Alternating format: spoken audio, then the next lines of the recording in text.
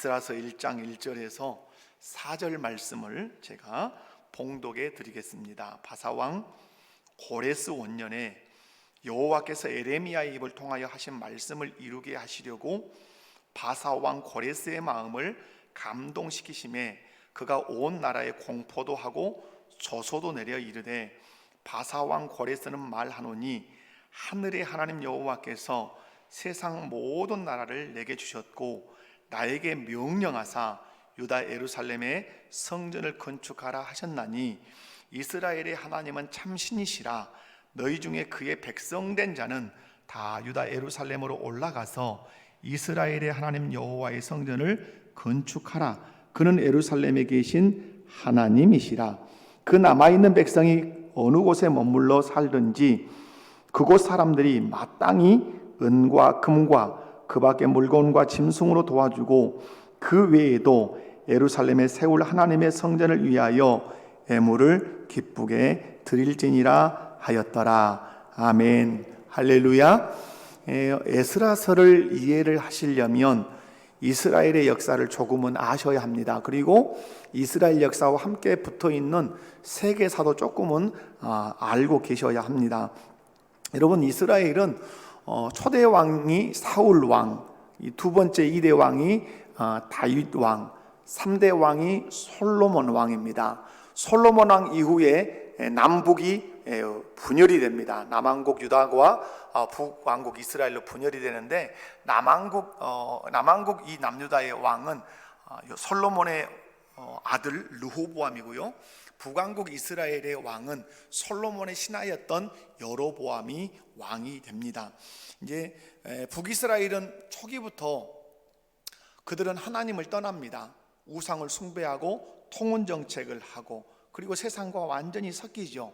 이때 하나님께서 수많은 선지자들을 보내서 여호와께로 돌아올 것을 수없이 외치십니다. 그러나 선지자들의 그 외침을 그들은 철저하게 거절을 하지요. 여러분, 선지자들 하나님이 언제 많이 보내시냐면 다윗 왕 때나 사울 왕 때는 많은 선지자가 있지 않습니다. 사무엘 선지자 이렇게 한 명 정도 되는데, 그들이 죄를 짓고 하나님을 배반할 때는 선지자들이 막 쏟아져서 막 나옵니다. 선지자들이 이제 어떤 선지자들이 있냐면 예언만 한 선지자들이 있습니다. 다시 말해서 성경으로 이렇게 기록한 그런 선지자가 아닌 예언만 한 선지자, 이런 선지자가 이제 엘리야, 엘리사, 이런 선지자들은 예언은 했지만 기록한 성경이 없지요. 그러나 예언도 하고 기록한 선지자들이 있지요. 이사야 선지자, 에레미야 선지자, 이런 선지자들은 예언도 했지만 기록으로 남긴 그런 선지자들입니다. 이렇게 선지자들을 보내서 북이스라엘 백성들에게 여호와께 돌아오라고 하지만 그들은 철저하게 하나님의 그 호의를 거절을 합니다. 그래서 하나님께서 당시에 패권 국가였던 아수르 제국을 사용하셔서 북이스라엘을 완전히 망하게 하십니다. 그때가 BC 722년, 예수님 오시기 전 722년에 북이스라엘이 완전히 아수르 왕에게 망합니다. 이때 북이스라엘의 마지막 왕이 호세아라고 하는 왕이었습니다. 이제 북이스라엘이 망하고 남유다로 이렇게 와서 보니까 남유다, 그때 북이스라엘이 망한 그 시점에 남유다의 왕은 히스기야라고 하는 왕이었습니다. 히스기야 왕은 상당히 개혁적인 그런 왕이기도 하지요. 하나님의 말씀대로 살아보려고 했던 왕이기도 하지요. 그러나 남유다도 이미 북이스라엘의 잘못된 신앙의 정책들이 들어오고 또 세상에 물이 많이 들어왔습니다. 그래서 통혼 정책도 동일하게 이루어지고 우상 숭배가 이제 남유다에 많이 뿌리를 내리기 시작합니다. 그래서 하나님께서 동일하게 선지자들을 보내서 여호와께로 돌아올 것을 그렇게 외치십니다. 그런데 이 남유다 백성들이 하나님께로 돌아오지를 않습니다. 북이스라엘이 이제 아수르에 망한 것처럼 남유다도 망합니다. 어느 나라에 망할까요? 바벨론이라고 하는 나라에 망합니다. 그 중에 이제 그 와중에 아수르가 바벨론에게 망하지요.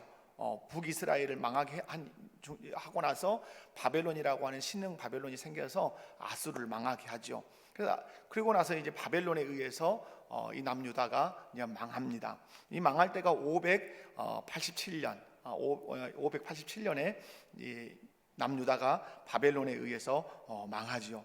이때 에레미야 선지자를 통해서 계속 예언합니다. 망하기 직전에 이제 예언을 하죠. 남유다가 하나님의 말씀을 거절하고 방황할 때 너희는 바벨론에 망할 것이다. 그리고 70년 만에 돌아오게 될 거라는 예언을 쭉 하십니다. 여러분, 이제 여러분이 오늘 얘기를 잠깐 이렇게 들으시면 북이스라엘은 아수르에 망했다 제가 말씀을 드렸습니다. 근데 이 아수르의 정책이 있습니다. 아수르의 정책은 혼혈 정책입니다. 그래서 아수르가 북이스라엘을 망하게 할 때는 주변의 국가에 있는 사람들을 사마리아 땅으로 다 모아놓고 통혼을 시킵니다. 그리고 사마리아에 있는 사람들을 끌어다가 아수르로 데려가서 아수르 사람들과 결혼을 시켜서 피를 섞습니다. 그리고 종교를 막 섞습니다. 그래서 북이스라엘이 그렇게 완전히 망하죠. 남유다를 망하게 했던 바벨론의 정책은 포로 정책입니다. 바벨론은 남유다를 망하게 하고 나서 포로 정책을 펼치는데 1차, 2차, 3차에 의해서 포로를 끌고 갑니다. 1차 때 여호야김 왕 때 포로를 끌고 가죠. 이때 끌려간 사람이 여러분이 잘 아는 다니엘이라고 하는 선지자가 끌려갑니다. 2차 때 여호야긴 왕 때 2차 포로로 끌려갑니다. 이때 끌려가는 사람이 대표적인 사람이 에스겔이라고 하는 사람입니다. 여호야긴 왕도 끌려가지만 여호야긴이 포로로 끌려갔지만 거기서 평안한 삶을 삽니다. 이유는 1차 때 포로로 끌려갔던 다니엘이 아주 혁혁한 공을 세워서 우호적인 마음을 그 바벨론 왕이 갖게 해서 여호야킨 왕이 왕 대접을 꽤나 받고 이 바벨론에서 삽니다. 3차 포로기 때 이제는 남유다의 왕이 시드기야 왕입니다. 시드기야 왕은 자기 앞에서 아들이 바벨론의 손에 의해서 죽는 걸 봅니다. 그리고 두 눈을 바벨론 왕이 뽑습니다. 그리고 쇠사슬로 꽁꽁 묶어서 그 머나먼 길을 끌고 갑니다. 그래서 3차 포로로 인해서 이제 결국은 남유다가 완전히 이 땅에서 사라지고 맙니다. 여러분, 이제 이렇게 남유다가 바벨론에서 의해서 이제 망했지만은 세월이 흘러서 망하지 않을 것 같은 이 바벨론이 어느 순간에 폭삭 망합니다. 어느 나라에 의해서 망할까요? 메데 바사, 이 연합군의 메데와 바사의 연합군에 의해서 바벨론이 그 패권국가였고 제국주의였던 바벨론이 망합니다. 그리고 이 바사의 왕이 등장을 하는데 이 바사 왕은 아주 용맹스럽고 그리고 아주 전략가고 그리고 정책, 아수르는 혼혈 정책, 바벨론은 포로 정책. 그런데 이 고레스라고 하는 이 왕은 바사의 왕은 유화 정책을 펼칩니다. 재산권도 인정하고 마음껏 종교의 자유도 주면서 대단히 유화 정책을 펼칩니다.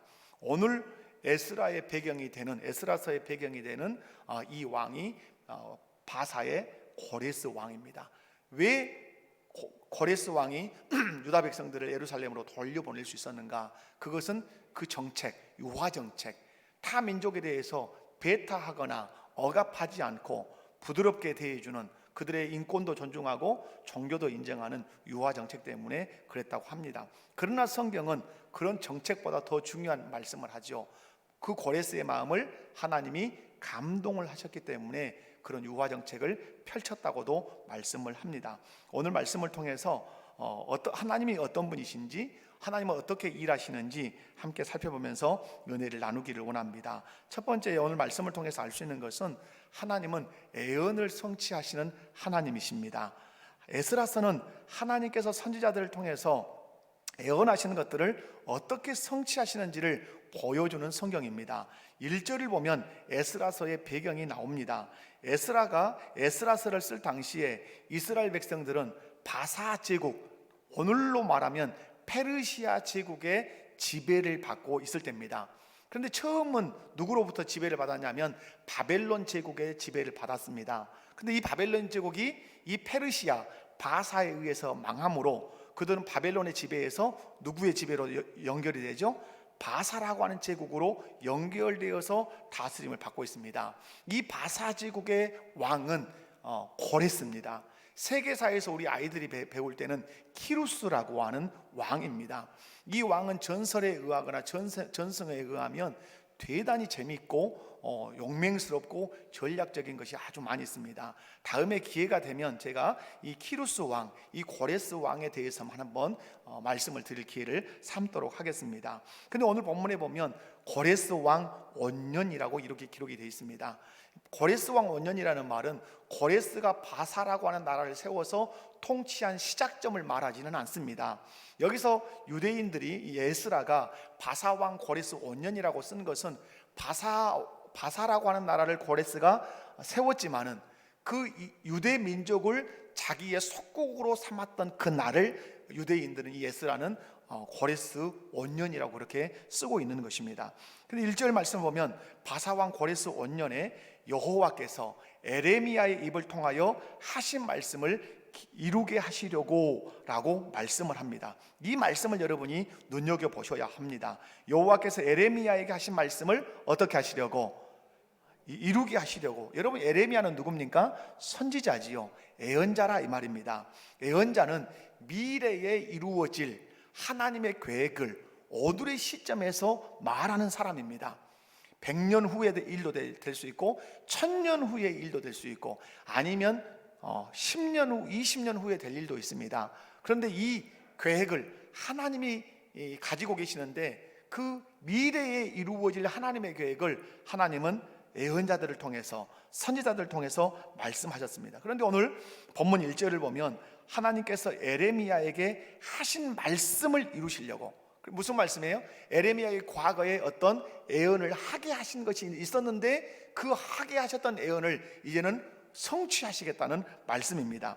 그렇다면 하나님께서는 에레미야 선지자를 통해서 어떤 예언을 하셨는가, 어떤 약속을 하셨는가를 봐야 되겠죠. 여기서 예언이라는 말은 다른 말로 하면 약속이라고 보시면 됩니다. 왜냐하면 예언했다는 말은 반드시 성취돼야 된다는 전제를 깔고 있기 때문에 그렇습니다.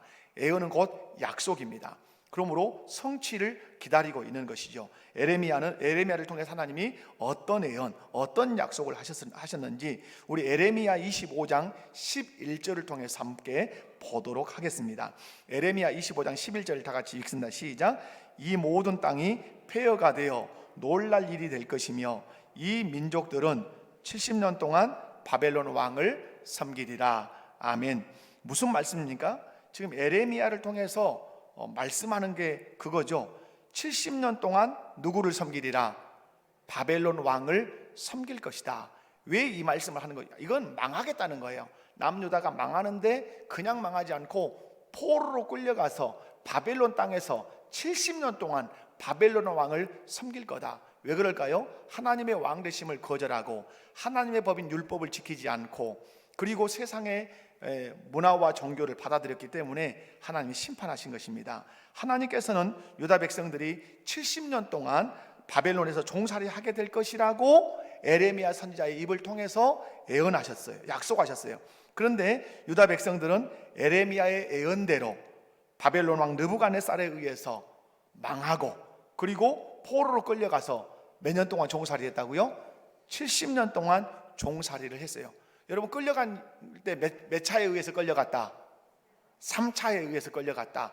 1차 여호야김 왕 때 끌려간 대표 선수 다니엘, 2차 여호야긴 왕 때 대표 선수 에스겔, 3차 포로로 끌려갈 때 대표 선수 시드기야 왕, 두 눈이 뽑힌 채 쇠사슬에 묶여서 끌려갔다.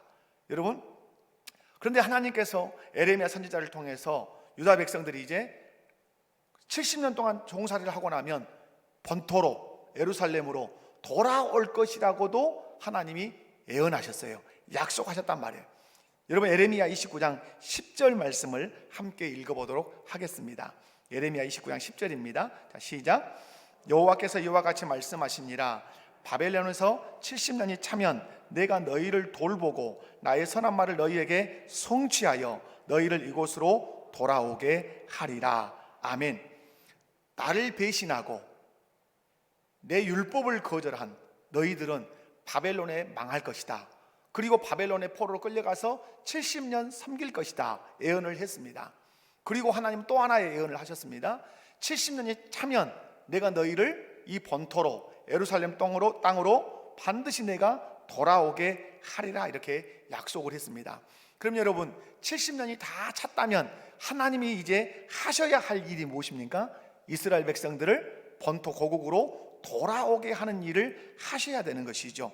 근데 오늘 본문 1절을 보면 하나님께서 귀한 작업을 어떻게 하시는지를 소개를 하고 있습니다. 어떻게 하시죠? 하나님께서는 바사왕 고레스를 도구로 사용하셔서 유다 백성들을 예루살렘으로 귀환을 시키십니다.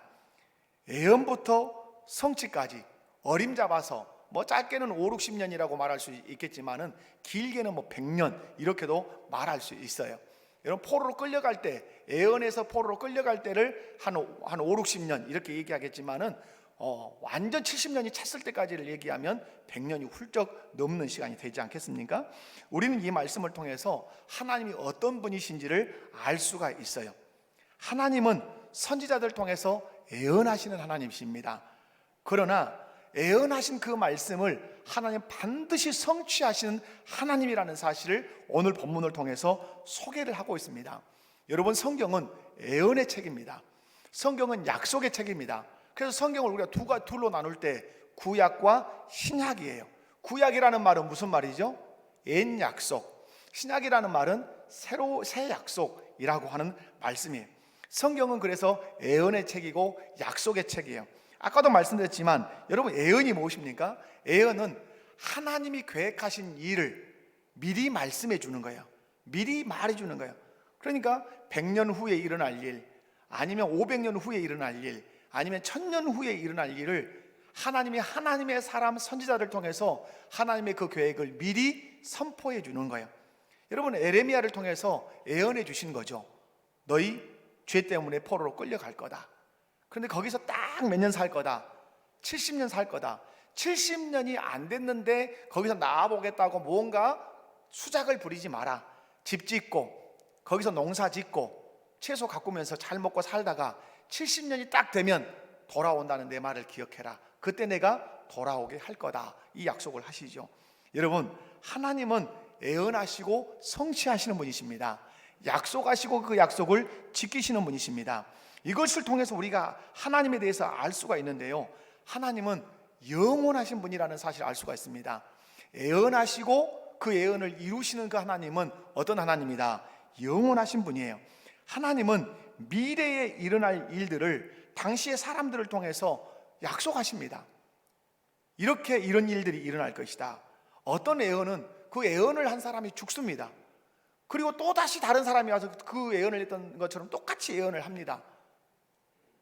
그걸 통해서 그러나 사람은 죽지만 그 예언은 살아있지요. 어디다 살려놓냐면 기록으로 살려놓습니다. 어떤 선지자가 이런 예언을 했다, 그 다음 선지자가 이런 예언을 했다, 계속 기록을 해요. 사람은 다 죽어나간단 말이에요. 그런데 그 예언했던 것이 어느 시점에 하나님의 때에 하나님의 정한 장소에 하나님의 방법으로 딱 이루어집니다. 그걸 통해서 알 수가 있죠. 예언했던 사람들은 죽고 또 죽지만 하나님은 살아계셔서 역사하신다. 그 하나님은 영원하신 분이시다. 사랑하는 성도 여러분, 뿐만 아니라 하나님은 역사의 주권자라고 하는 사실을 알 수가 있습니다. 여러분, 북이스라엘을 망한다고 하나님이 말씀했습니다. 남유다도 망한다고 말씀했습니다. 아수르에 의해서 북이스라엘을 망할 것이고, 아수르는 바벨론에 의해서 망할 것이고, 바벨론은 메데 바사에 의해서 망할 것이고, 메데 바사는 헬라에 의해서 망할 것이고, 헬라는 로마에 의해서 망할 것이고, 로마는 예수 그리스도 오심으로 흩어질 것이라고 다니엘을 통해서 예언했어요. 이런 나라들은 아직 생기지도 않았어요. 그런데 하나님은 다니엘 선지자를 통해서 그렇게 예언하신 거예요. 미래에 이런 나라들이 일어날 것이고, 이런 나라들이 이런 방식으로 망할 것이다. 이 말씀을 통해서 하나님이 우리에게 가르치시는 게 뭐죠? 내가 역사를 주관하는 하나님이다. 태초에라는 시간이 시작되므로 역사가 시작됩니다. 그 역사를 주관하실 때 하나님이 사용하시는 방법이 무엇입니까? 왕들을 세우십니다. 시대마다 왕들을 세우세요. 그 왕들을 통해서 하나님이 역사를 막 이렇게 이끌어 가십니다. 나라가 세워지고 나라가 망하고, 어떤 왕이 세워지고 어떤 왕이 폐위되고, 이 모든 것을 주관하시는 분이 하나님이세요.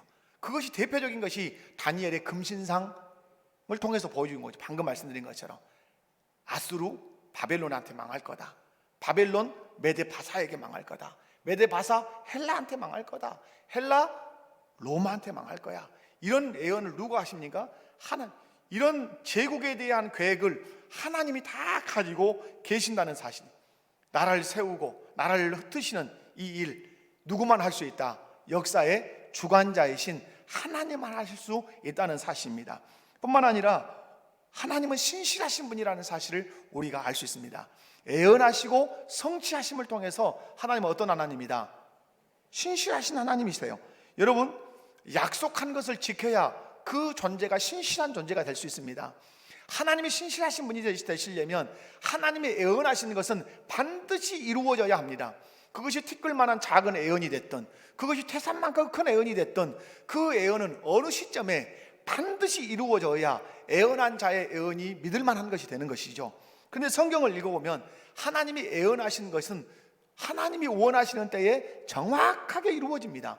오늘 본문에 나오는 남유다 망할 것에 대한 애언, 포로로 끌려가서 70년 동안 종살이 할 것에 대한 애언, 종살이하면 반드시 70년이 지나고 나면 정확하게 본토로 돌아오게 하시겠다고 하는 이 애언이 이루어집니다. 이런 애언들이 이 애언과 성취가 성경에 기록이 되어 있죠.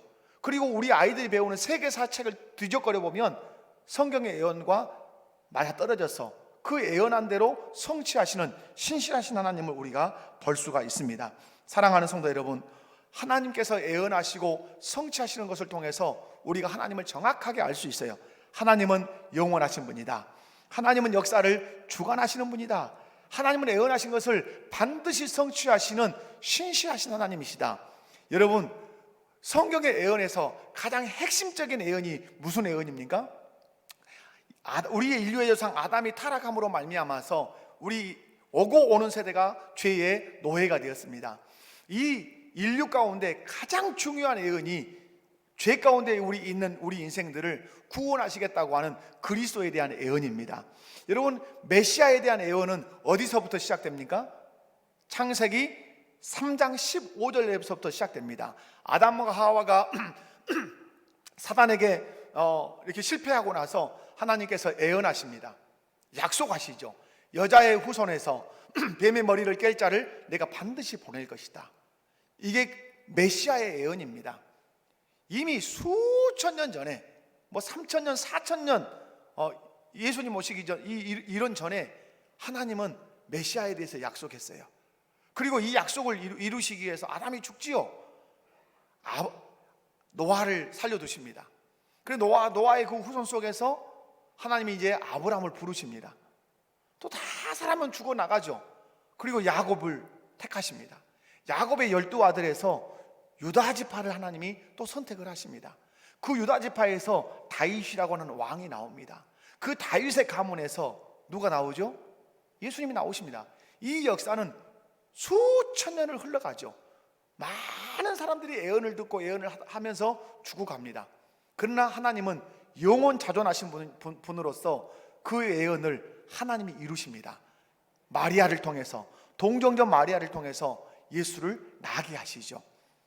우리의 신앙이 흔들리지 않는 길이 있습니다. 그것은 하나님의 애언, 하나님의 약속의 말씀을 굳게 붙드는 것입니다.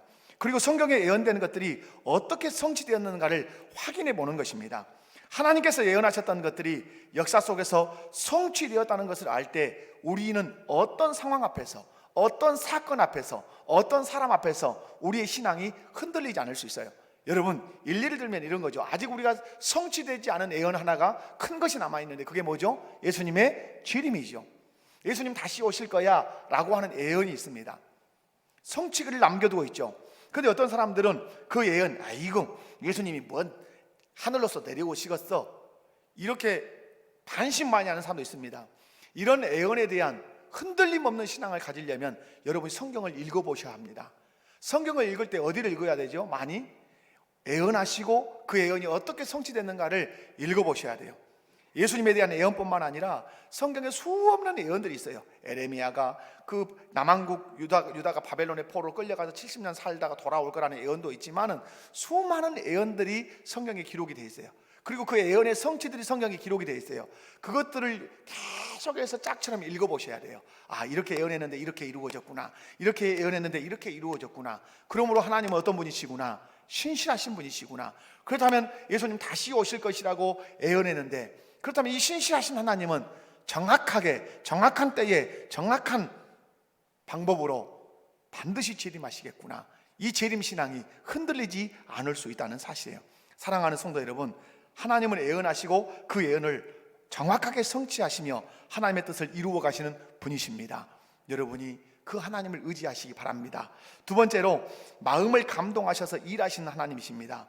하나님께서는 에레미야를 통해서 바벨론에서 70년 동안 종살이를 마치고 나면 반드시 이스라엘 땅으로 돌아가게 하겠다고 약속을 하셨습니다. 하나님은 그 약속을 지키시기 위해서 도구로 사용한 사람이 바사 제국의 누구 왕입니까? 고레스 왕, 키루스 왕입니다. 그렇다면 하나님께서는 바사 왕 고레스를 어떻게 사용했냐 이 말이지요. 오늘 1절 말씀 한번 읽어보겠습니다. 시작. 바사 왕 고레스 원년에 여호와께서 에레미야의 입을 통하여 하신 말씀을 이루게 하시려고 바사 왕 고레스의 마음을 감동시키심에 그가 온 나라에 공포도 하고 조소도 내려 이르되, 하나님께서는 유다 백성들을 포로에서 귀환하겠다고 약속을 하셨습니다. 본토로 돌아가게 하겠다고 약속을 하셨습니다. 그런데 돌아가는 방법이 여러 가지가 있을 수 있습니다. 군사적으로 이끌고 갈 수도 있습니다. 그죠? 그런데 하나님은 그런 방법을 선택하지 아니하시고 당시의 패권국가였고 제국이었던 바사 왕 고레스의 마음을 어떻게 하셨다? 감동시키셨단 말이에요. 여기서 감동시켰다는 말은 깨우다, 움직이게 하다, 이런 의미가 들어있어요. 우르라고 하는 히브리어인데요, 이 감동이라는 말은 그 마음을 깨우다, 깨우치다, 그리고 그 마음을 움직이다, 이런 뜻이에요. 무슨 말씀이에요? 고레스라고 하는 왕의 마음을 하나님이 깨우쳐 주셨다는 말이에요. 고레스 왕의 마음을 하나님이 움직이게 하셨다는 말이에요. 하나님께서는 고레스가 이방의 나라 왕이지만 하나님이 감동하시자 하나님의 뜻을 이루는 사람이 되었어요. 우리는 이 말씀을 통해서 하나님의 일하시는 방법을 알 수가 있어요. 하나님은 우주 만물을 창조하시고 크신 권능으로 우주 만물을 섭리하십니다. 그 중에 이 세상의 모든 왕들을 하나님의 손에 붙들고 일하고 계신다는 사실도 여러분 믿으셔야 합니다. 하나님은 하나님의 뜻을 이루기 위해서 이방의 왕 고레스 왕을 사용하십니다. 사용하실 때 어떤 방법을 쓰셨다고요? 감동하셨다. 그 마음을 깨우치시고 그 마음을 움직여서 바벨론에서 종살이하고 지금 바사 제국의 종으로 있던 이 남왕국에 있는 남왕국 유다 백성들을 귀환하겠다고 그렇게 하는 거예요. 여러분, 오늘 말씀을 보면 바사 왕 고레스가 뭐라고 말합니까? 오늘 1절 말씀을 보면, 2절 말씀을 보면 이렇게 말하죠. 바사 왕 고레스는 말하노니 하늘의 하나님 여호와께서 세상 모든 나라를 내게 주셨고 나에게 명령하사 유다 예루살렘의 성전을 건축하라 하셨나니, 바사 왕 고레스는 하나님의 깨우치심으로 알게 된 거예요. 하나님만이 모든 세상의 유일한 신이라는 사실을 깨달은 거예요.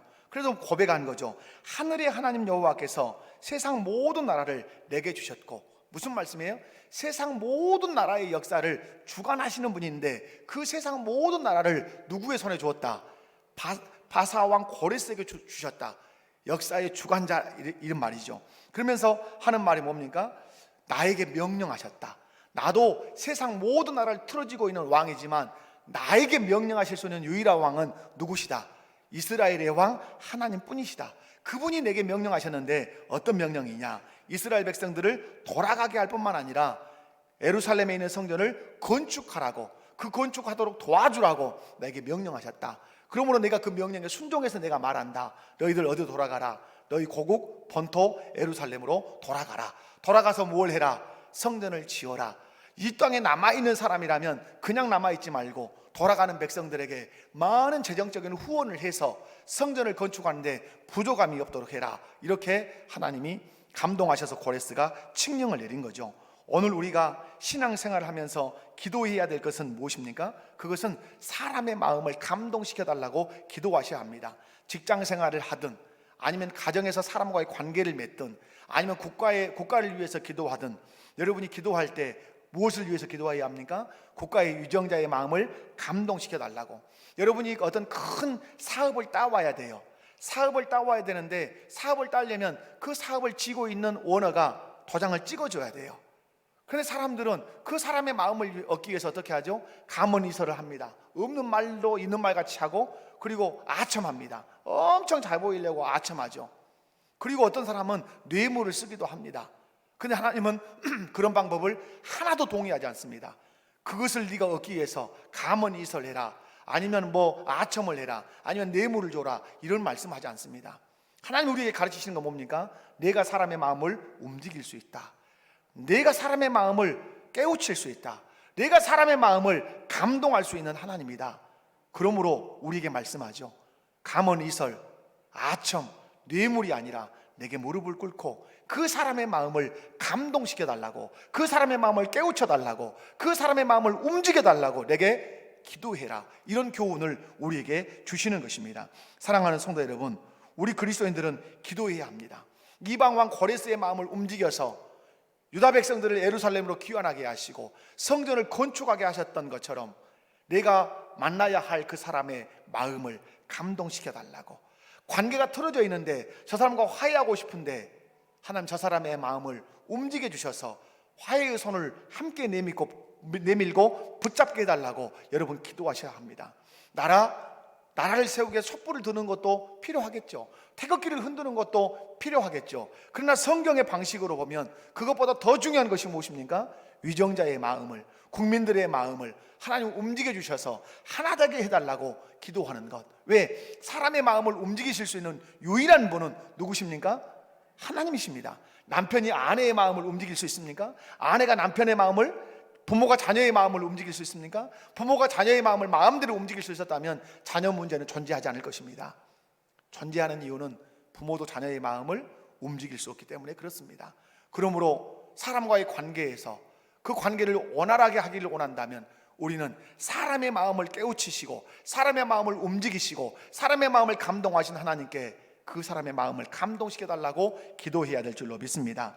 우리가 신앙생활하면서 기도해야 되는 것, 고레스의 마음을 감동시키셨던 것, 여러분 다른 사람의 마음도 감동돼야 되지만 누구의 마음도 감동돼야 되죠? 내 마음도 감동돼야 되죠. 여러분 하나님의 뜻을 알게 해달라고 어떻게 알죠? 여러분 그런 말 하잖아요. 기도할 때 하나님 내게 이런 감동을 주셨어, 말씀을 읽을 때 내게 이런 감화를 주셨어 라고 우리가 그렇게 말하잖아요. 우리 신앙의 한계점이 어디서 드러나냐면 하나님의 감동 없이 일하는 것입니다. 감동 없이 일할 때 짜증이 나고, 감동 없이 일할 때 헛발질하고, 하나님이 원하시는 일이 아닌 다른 일을 할 수가 있어요. 그래서 제가 오늘 일부 예배 때도 그런 말씀을 드렸어요.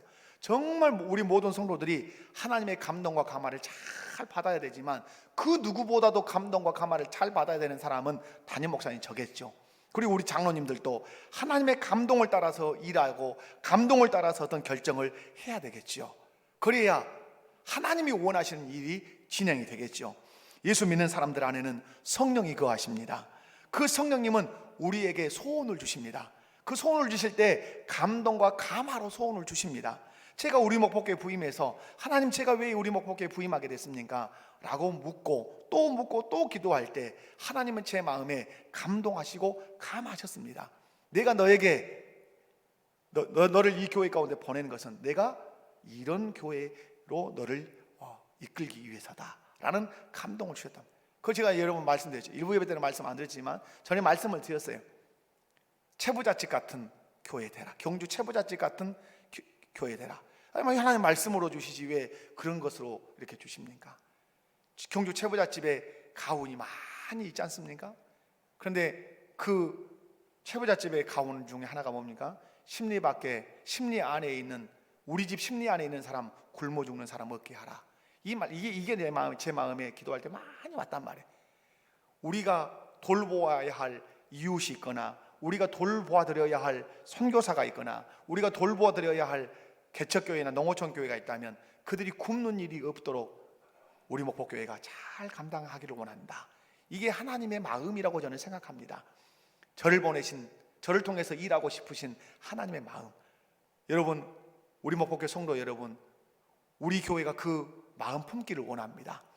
담임 목사를 통해서 그런 감동과 감화를 주셨다고 믿으시기 바라요. 그러므로 우리가 일할 때 누구의 감동을 받아서? 성령의 감동을 받아서 일해야 되죠. 그래서 성령의 감동을 받아서 일하려면 잘해야 되는 것이 두 가지가 있습니다. 하나는 성경을 깊이 있게 묵상하는 것입니다. 왜? 곁길로 가지 않기 위해서, 바른 길로 가기 위해서 성경을 깊이 묵상하고, 그리고 성경 묵상을 했다면 기도를 깊이 하셔야 합니다. 겉으로 하는 기도는 안 됩니다. 깊이 있게 기도하셔야 합니다. 그래서 여러분, 고레스 왕의 마음을 감동시키셨던 그 하나님이 내 마음을 감동하시고 내 마음에 감화를 주셔서 하나님의 뜻을 오롯이 이루어 가는 사람이 되게 달라고 여러분 그런 감동을 위해서 기도하시기 바랍니다. 세 번째로는 하나님의 백성은 예루살렘으로 올라가서 헌신한다는 사실입니다. 여러분 3절 말씀 함께 읽어볼까요? 3절 시작.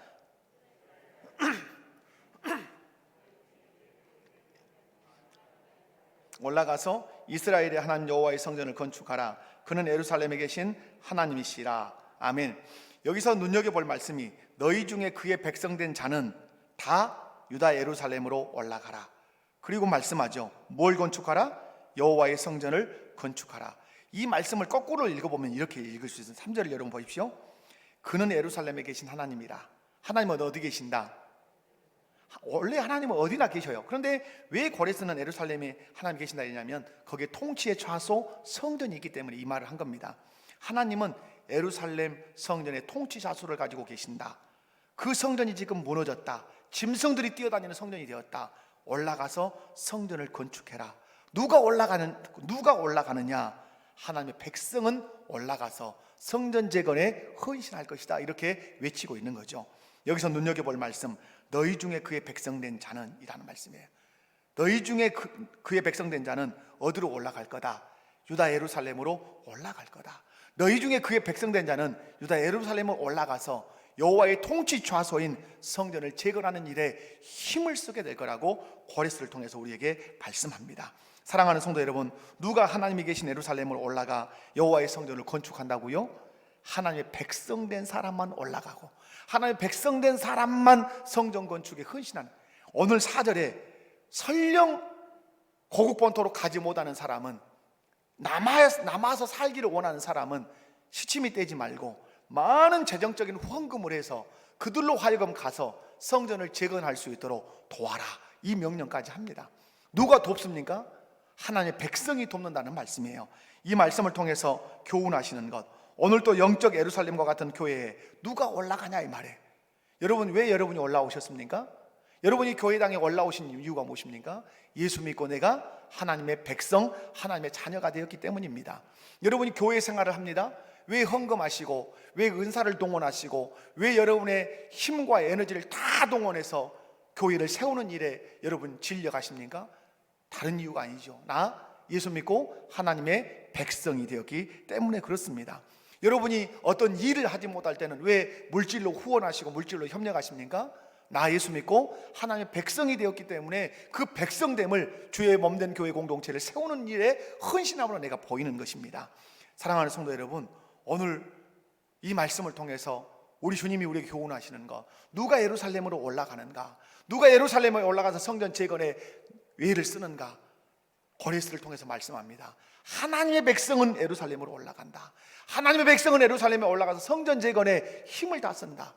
그가 본국으로 돌아가지 못할지언정 그는 물질을 보내서라도 그는 성전 재건에 동참하는 사람이 된다. 사랑하는 우리 목포교회 성도 여러분, 여러분 하나님의 백성이시죠?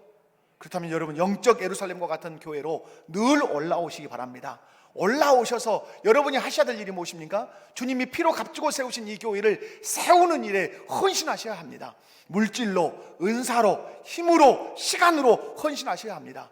나는 시간이 좀 안 되고 나는 힘이 안 돼서 나는 그렇게 직접 헌신을 못 하겠다고 하면 남아있는 자들이, 본국으로 돌아가는 자들의 그 주머니에 많은 물질을 주어서 나는 가지 못하지만 이 물질로 성전을 아름답게 재건해 주시오, 하나님의 통치자소를 세워주시오라고 부탁했던 것처럼 나는 일할 수 없다면 그렇게 물질적인 것으로 아니면 최소한 기도로 후원해서 교회를 세우는 여러분이 되셔야 돼요.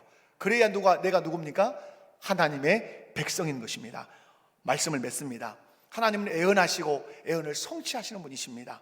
그 하나님은 영원하신 분이시고, 그 하나님은 역사의 주관자시고, 그 하나님은 신실하신 분이십니다. 그 하나님은 하나님의 일들을 이루실 때 사람의 마음을 감동하시고 감화하셔서 사람의 마음을 깨우치고 사람의 마음을 움직여서 일하십니다. 여러분 앞에 어떤 사업이 놓여 있습니까? 여러분 앞에 어떤 사람이 놓여 있습니까? 가문이설로, 아첨으로, 뇌물로 사람의 마음을 움직이려고 하는 하나님의 방식을 집어던지고, 사람의 마음을 진실로 움직이실 수 있는 하나님 앞에 무릎을 꿇고, 하나님 그 사람의 마음을 움직여 주십시오. 그것이 가족이라면 가족의 마음을, 직장의 어떤 사람이라면 직장 사람의 마음을, 아니면 국가의 위정자라면 국가의 위정자의 마음을 움직여 달라고 기도합시다. 그리고 우리가 일할 때 그냥 일하지 말고 하나님의 감동, 왜 당신 그렇게 결정했습니까? 라고 물으면, 내가 말씀을 묵상하고 깊이 기도할 때 하나님이 이런 감동을 주셨습니다. 이런 감화를 주셨기 때문에 나는 이런 결정을 나는 동의합니다. 이렇게 말하는, 이렇게 일하는 성도가 된다면 주님이 원하시는 교회를 세워가는 사람이 될 줄로 믿습니다. 하나님의 백성이 어디로 올라갑니까? 예루살렘으로 올라가서 하나님의 통치 자소인 성전을 재건하는 일에 헌신합니다. 누가 이 거룩한 예루살렘과 같은 교회로 올라옵니까? 예수 믿어 하나님의 백성된 사람입니다. 누가 주님의 몸된 교회를 위해서 헌신하며 교회를 세웁니까? 하나님의 백성된 사람입니다. 내가 힘으로 에너지를 쏟아서 못할 때는 기도로, 물질로라도 후원해서 나는 하나님의 백성이라고 하는 사실을 증명해 내셔야 합니다. 이것이 그리스도인입니다. 다 같이 자리에서 일어나십시다.